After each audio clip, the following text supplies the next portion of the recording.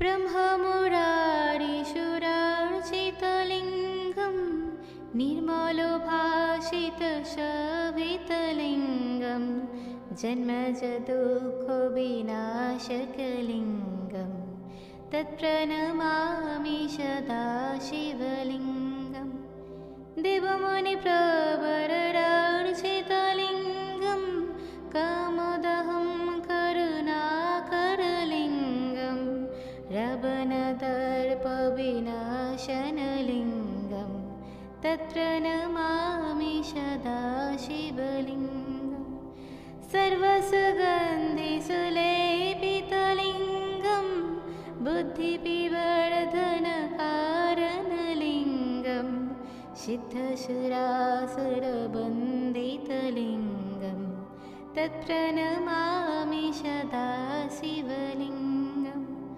कनकमहामणिभूषितलिङ्गं फणिपतिवेष्टितशोभितलिङ्गं दक्षयजनविनाशनलिङ्गं तत्प्रणमामि सदा शिवलिङ्गं कुङ्कुमचन्दनलेपितलिङ्गं पङ्कजहारसुशोभितलिङ्गं सञ्चितपापविनाशनलिङ्गं तत्प्रणमामि सदा शिवलिङ्गं देवगणार्चितसेवितलिङ्गं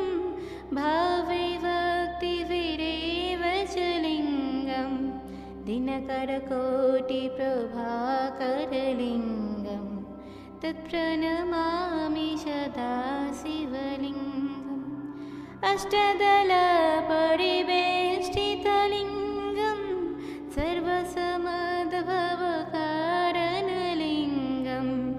अष्टदरिद्रविनाशनलिङ्गं तत्प्रणमामि सदा शिवलिङ्गं सुरगुरसुरवरपूजितलिङ्गं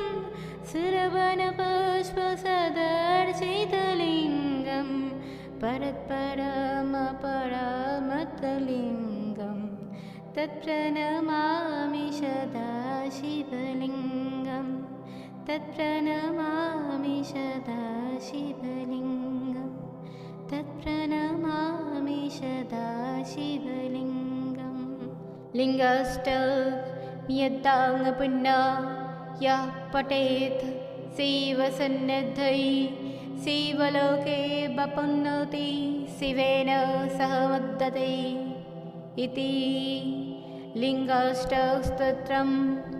सम्पूर्णम्।